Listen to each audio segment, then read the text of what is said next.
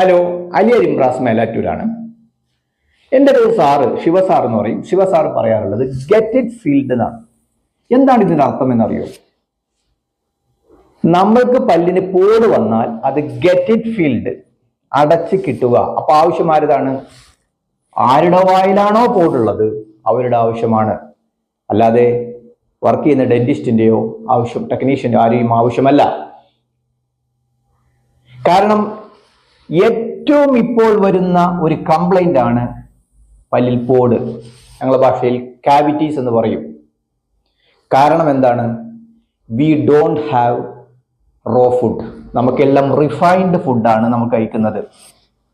പഴയ കാലങ്ങളിൽ raw food കഴിച്ചിരുന്നു.